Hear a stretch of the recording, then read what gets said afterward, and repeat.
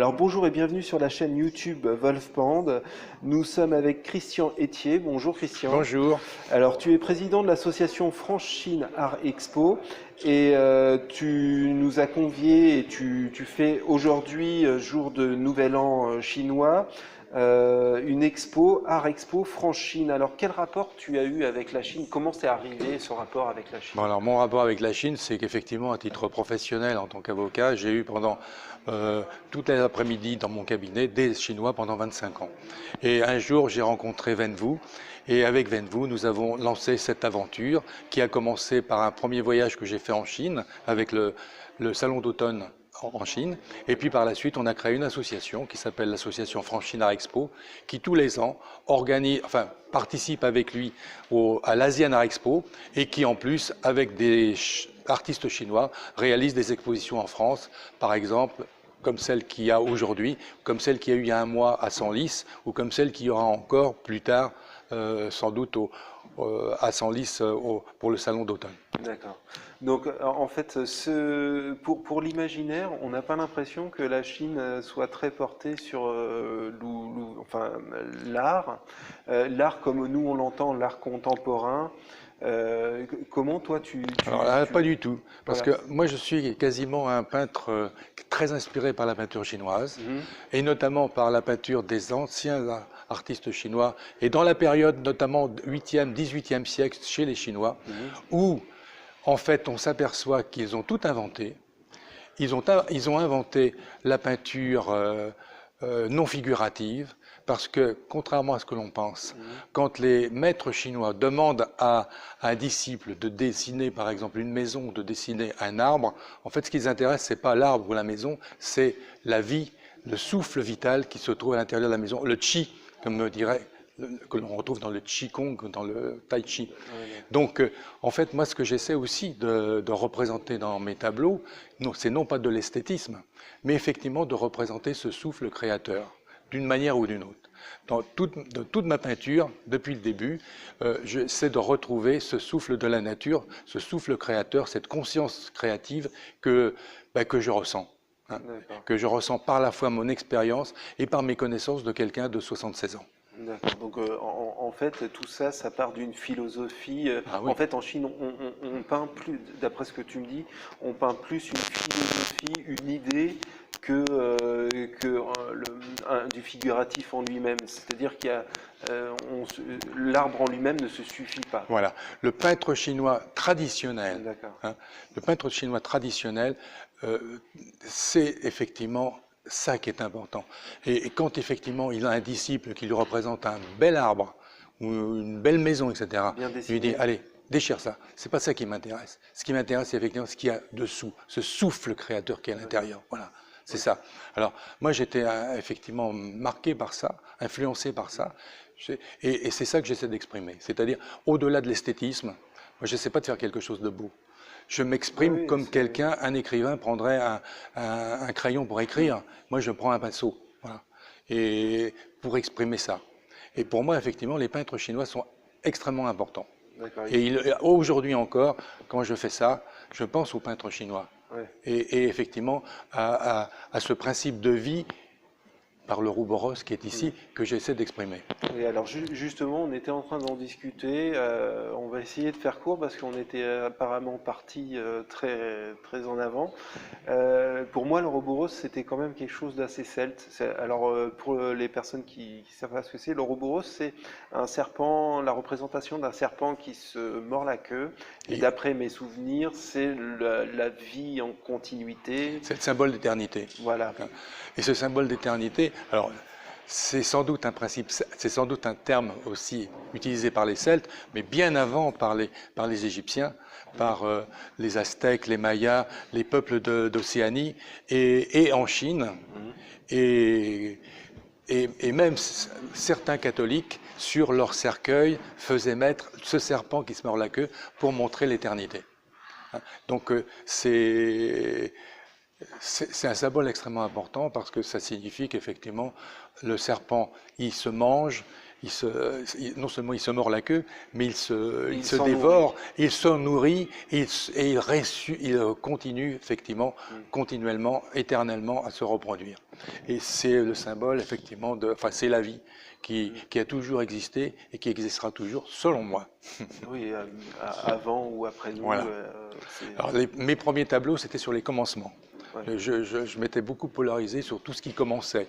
Le commencement du monde, bien sûr, mais même le commencement d'une journée, le commencement d'un amour, le commencement d'une ville, les commencements. Et donc là, c'est la continuité. Et je m'aperçois que je suis toujours sur ces commencements. Ouais. Hein.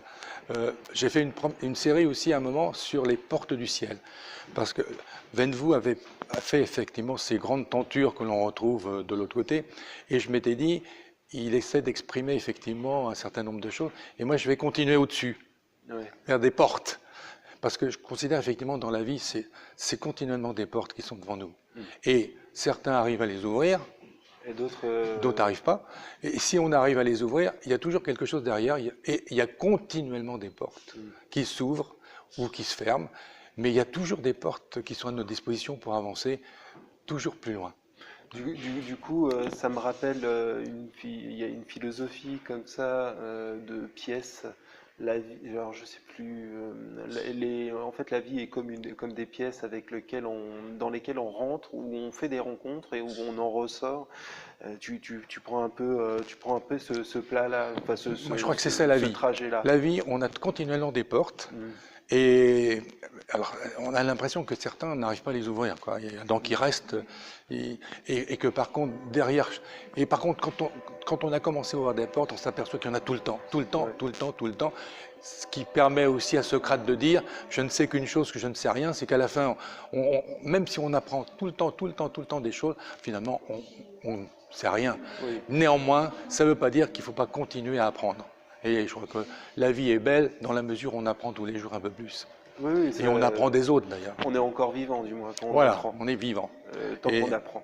Voilà. C'était l'idée de vérité justement de Socrate, si je me souviens bien de ses écrits justement sur là-dessus. Et maintenant, justement là, alors l'Ouroboros c'est assez terrestre quand même, c'est quand même un symbole terrestre. Et toi, tu mets ça dans les galaxies. Voilà. Tu penses que... Parce qu'en même temps, moi je pense que cet Ouroboros, c'est aussi le protecteur de l'univers. C'est pour ça que, bon, en fait, j'ai toute une série qui s'appelle Galactica, où il y a une quinzaine de tableaux qui sont de ce format-là. Moi, j'en ai 3 ici. Et en fait, on montre la naissance de cet Ouroboros. C'est pour ça que là, c'est pas fini. D'ailleurs, c'est plutôt les Chinois après qui le terminent. Et donc, il y a un tourbillon, un vortex extrêmement important qui se crée. Et de ce vortex protège effectivement ce qu'il y a à l'intérieur. Et nous sommes dans nos galaxies, à l'intérieur, protégés par cet Ouroboros, qui est en fait aussi ce souffle divin qui nous protège. D'accord. Donc c'est vraiment quelque chose qui te plaît, hein. Quand on t'entend parler, c'est vraiment... Excuse-moi, mais quand je t'écoute, c'est devenu une croyance pour toi? Non, c'est pas une croyance, c'est une démarche spirituelle, parce que j'ai essayé de supprimer toute croyance et de passer justement du niveau de croyance à un certain niveau de connaissance par l'expérience. Très différent. C'est-à-dire qu'effectivement, balayer même toutes les croyances, mais par contre cheminer sur un chemin de la spiritualité, qui se rapproche justement de la conscience universelle, qui est au-delà d'ailleurs de tout ce qui peut être religieux, je parle pas, mais qui est un chemin de la spiritualité, parce que chaque homme est à la fois un corps physique, mais il a aussi un esprit et une âme, comme le disaient Platon et Aristote. Donc. Maintenant, je vais te taquiner un peu, mais... J'adore. Du coup, tu passes d'une divinité que les religieux ont fait à un état d'esprit avec un protecteur qui serait Ouroboros. du coup. Donc tu as fait un changement un changement de divinité. Non, mais je Dans pense que ce que je vois. le divin, c'est quelque chose qui est au-dessus, justement, c'est la transcendance, qui est au-dessus de nous, hein, qui est au-dessus de toute croyance, parce qu'effectivement, c'est cette impulsion à un moment qui est créatrice de la vie, qui est créatrice de la matière aussi. D'un dépassement, quoi. Voilà, donc, et ça, je pense que c'est vraiment absolument, ça s'adresse à toutes les traditions, hein, que toutes les traditions peuvent le comprendre. Hein. Toutes les traditions peuvent comprendre effectivement qu'il y a une conscience universelle, qui est une conscience universelle d'ailleurs d'amour, hein, qui effectivement transcende tout ça et qui est disponible pour nous. Et donc nous devons cheminer aussi pour essayer d'en profiter aussi, tant qu'à faire. Hein.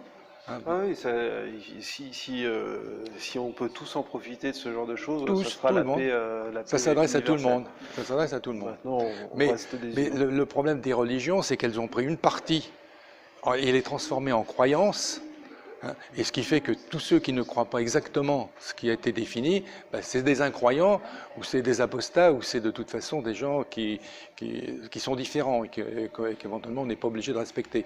Je pense que si on prend conscience justement de ce souffle que l'on peut qualifier de divin, parce qu'on ne trouve pas forcément les mots, hein, mais c'est cette conscience universelle aimante, eh bien, je pense que ça peut changer les choses. Alors moi, j'essaie de le traduire en peinture, voilà. Parce que c'est parfois difficile à écrire, mais j'essaie de le traduire en peinture. Hein. Quelque chose qui correspond à quelque chose de fondamental en chacun des humains et qui permettrait peut-être de vivre un petit peu mieux la vie en société si on en était tous conscients. Hein. Bah, écoute, Amen. c'est un sacré message d'amour. Bon, en tout cas, Christian, on te remercie de nous avoir accordé un peu de temps. Donc, on rappelle que tu fais une expo France-Chine Art Expo jusqu'au 18 février. Et donc, venez tous, c'est à Ranguin-les-Bains. Voilà, c'est pas moi qui l'a fait, Bah, mais par contre, effectivement, il y a des artistes quand même qui viennent de toute la France et même d'ailleurs, et qui ont chacun un univers qui est vraiment important, qui est vraiment... Et effectivement, je pense que chacun devrait aller les rencontrer, et c'est ce que vous faites, c'est ce que tu fais pour essayer d'aller au-delà simplement des quelques tableaux qui sont ici, mais de voir leur propre univers. Voilà, les faire comprendre. Leur propre univers, parce que ce sont eux, l'événement qu'il y a ici, aujourd'hui, à l'occasion du Nouvel An chinois, c'est eux. Hein, c'est tous ces artistes qui amènent leur propre univers, avec peut-être leur Ouroboros aussi autour. Voilà, leur création du coup. Bon, en tout cas, merci beaucoup Christian, et puis on continue notre travail, et on te remercie encore une fois de nous avoir accueillis. C'est moi qui te remercie de ta gentillesse et de ton professionnalisme. À bientôt, à bientôt.